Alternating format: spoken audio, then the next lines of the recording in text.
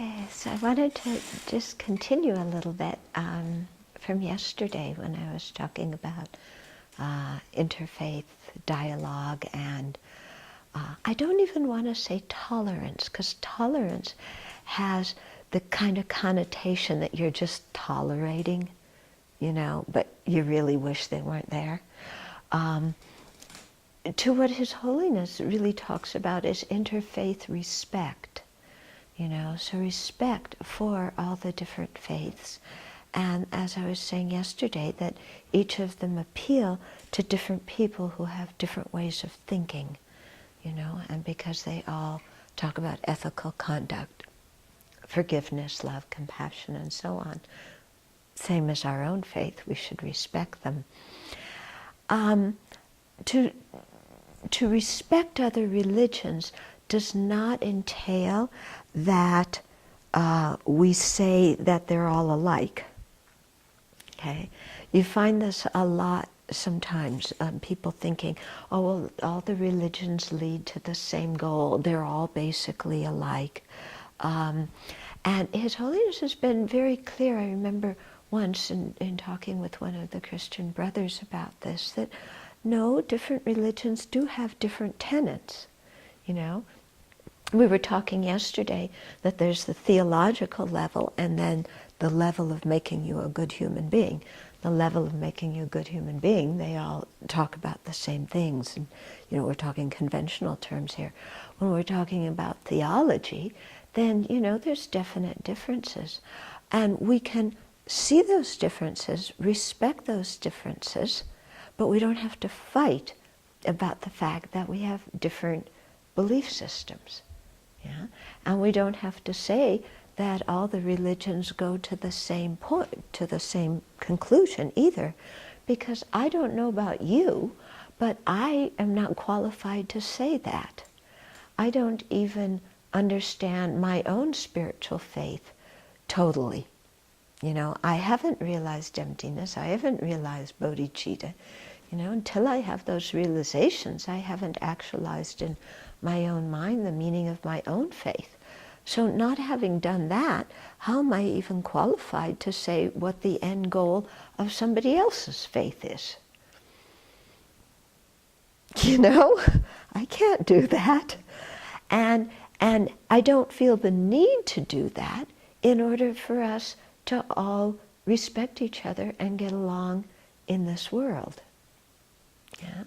It's the same with any kind of thing. We don't have to make everything be the same in order to respect it. Because that idea is coming from whatever I believe is the one and only ultimate truth. Nothing could ever be as beneficial as this. So we've got to say it all eventually comes to the same point, i.e. what I'm saying. Otherwise, it's really wrong. So, I don't know really the ultimate aims where other faiths are going, but I can still respect that they benefit other people, and I still feel very comfortable, going to their services, and, wherever there's people who are thinking that there's something more than just their own ego, that there's something more than just me, I, my, and mine, that our life has some larger purpose than our own sense pleasure. Whenever I'm with people who feel like that, regardless of what they believe, there's a commonality. And so on that commonality, we can dialogue, we can respect each other. Okay, and so right now, with all that's happening in this country, I feel it's very, very important that we get along with all faiths and the people of different faiths, and not just get along with them at an arm's distance, but actively learn about them. So I was very happy when yesterday we received the invitation from the local mosque in Spokane to attend their the finish of Ramadan. They're having a special festival to finish Ramadan, and they invited, the larger Spokane community, or at least the Friends of Compassion.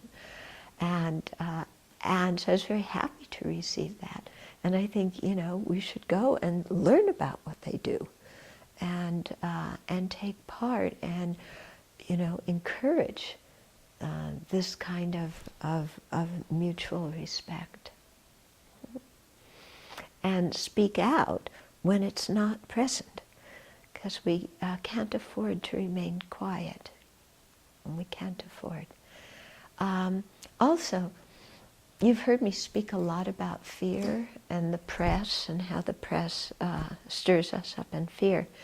I got another email today from a group of young people who are starting something called Common Ground. And they are speaking up, for seeing the common ground between people of all faiths. And I was very, very happy to see young people actively engaged in this. In my generation, all the young people kind of were doing a lot of that. But I felt that now, with all due respect, sometimes the young people forget the big picture. And so I was very, very happy to see this, and, again, to support what they're doing. Because I think there's something about the energy and idealism of young people that that we need to always keep in our heart, and not just get jaded, but